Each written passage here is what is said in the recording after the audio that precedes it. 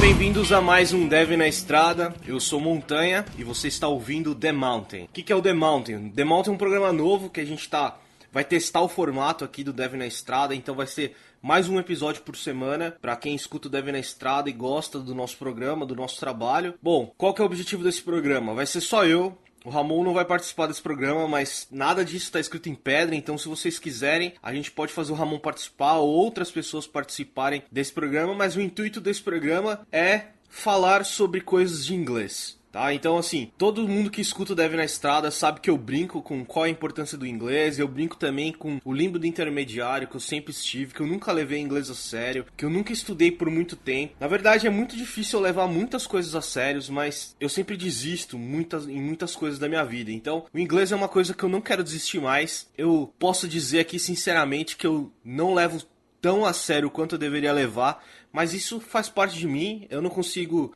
me bitolar tanto no negócio, eu fico de saco cheio muito rápido. Eu tô fazendo esse programa pra me ajudar a pesquisar mais coisas em inglês e também pra contar um pouco das coisas que é relacionado a isso, a aprender inglês, a viver num outro país e etc. Muitas pessoas me perguntam como é que tá sendo aqui no Canadá.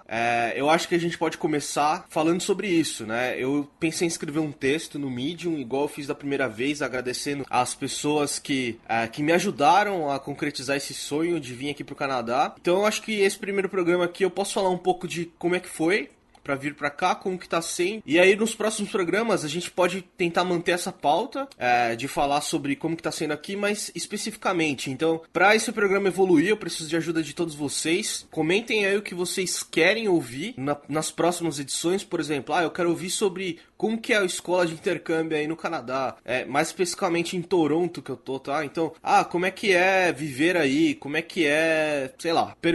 Façam perguntas de pautas que vocês querem ouvir nesse programa. E a ideia é também no futuro trazer pautas sobre o idioma. Como que é, sei lá, como que você deve se comportar na rua, greetings. Enfim, eu acho que a gente vai moldando esse programa conforme o tempo e conforme vocês fiquem interessados. A ideia, eu não sei se esse programa vai dar certo, mas vamos lá. Vamos começar com essa pauta então de como é que eu vim pra cá. Eu escrevi um texto no Medium, pra quem chegou a ler ou pra quem não chegou a ler, se quiser lá é só colocar @femontanha lá no Medium. Eu escrevi de como que foi vir pra cá. Eu tinha esse sonho de vir pro Canadá, não sei porquê. Às vezes as pessoas me perguntam o porquê que eu queria vir pro Canadá. Qual o motivo do país, né? Sei lá, você gosta de frio, gosta de hockey, né? Por que o Canadá? Eu sinceramente não sei explicar. Eu acho que eu vi o Canadá um lugar mais fácil. Só isso.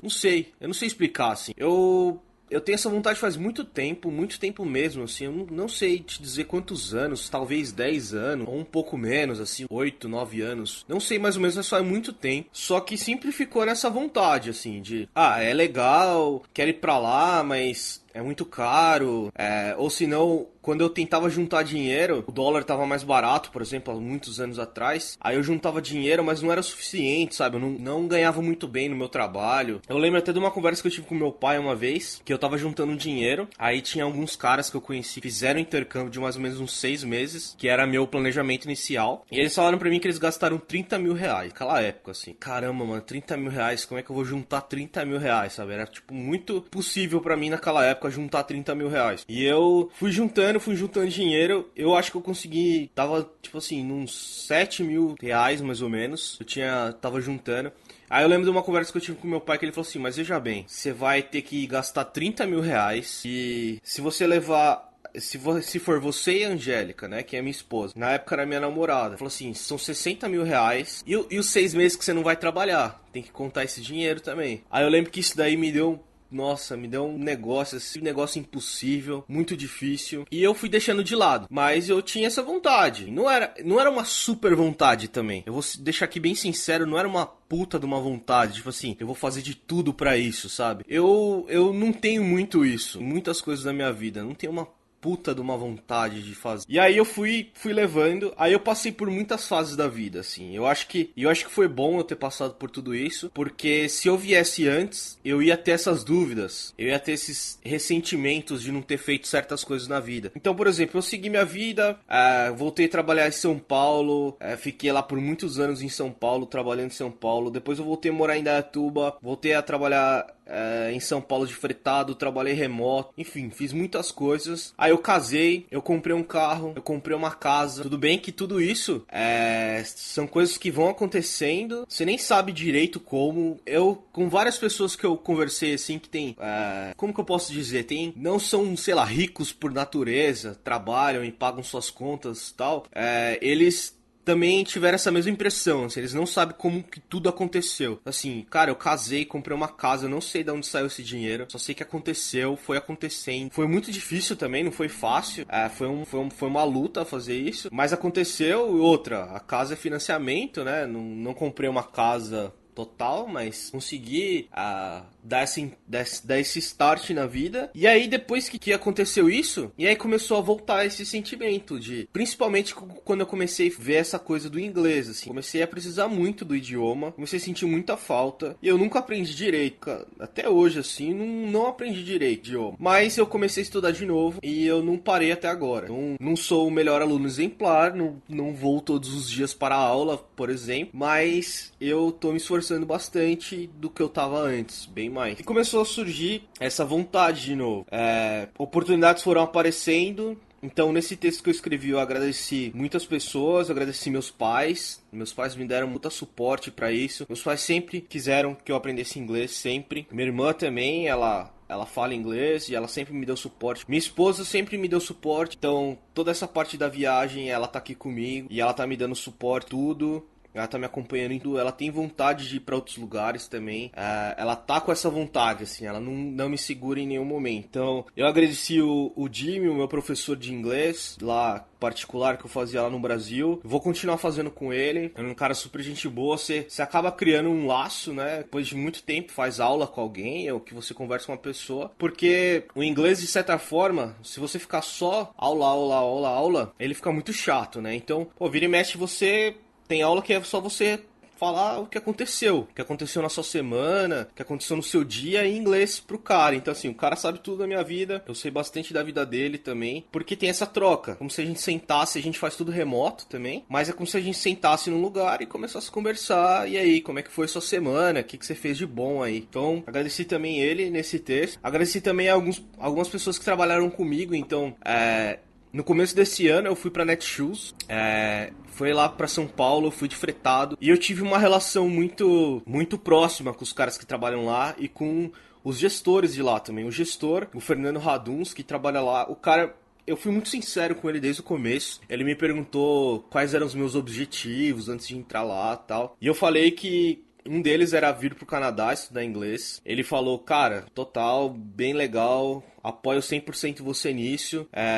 Você consegue tirar férias aqui e fazer umas horas extras e aí tirar mais 10 dias de férias. Enfim, ele foi me dando alternativas já logo até antes de me contratar. Foi bem legal. Ele me deu um puta suporte nisso. Todos do meu trabalho lá sabiam que eu tinha essa vontade. E eu fiquei lá por 6 meses e juntando dinheiro, já tava juntando dinheiro antes do começo desse ano.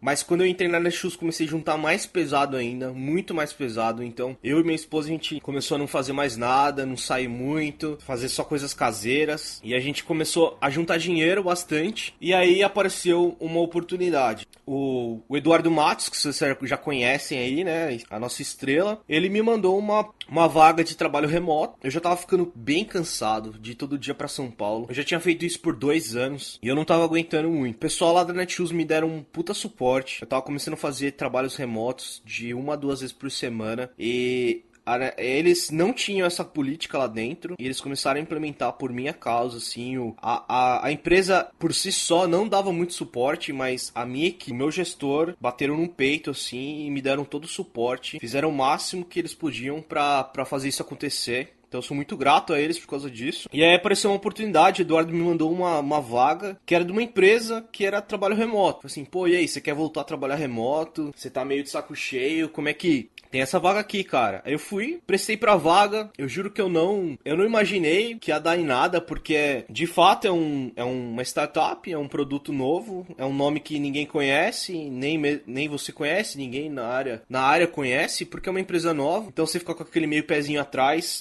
Mas era uma vaga remota, era uma vaga PJ, um regime que eu nunca tinha trabalhado também. Então, querendo ou não, isso faz você ficar com o pé atrás, porque você tem que fazer muitas coisas, tem que abrir empresa, muda um monte de coisa. Você tem que estudar um novo modelo de negócio pra você. Então, foi meio pesado assim, mas eu fiz o teste, passei. Eu pedi um dinheiro lá, pedi um salário. Eles me oferecendo bem menos. Aí eu sentei com a minha esposa, com a Angélica, e a gente conversou. Falei assim, e agora? Tô cansado, eu tô indo pra São Paulo todos os dias, trabalhar. A gente tem esse sonho aí de ir pra outro país, aprender inglês, conhecer um outro país.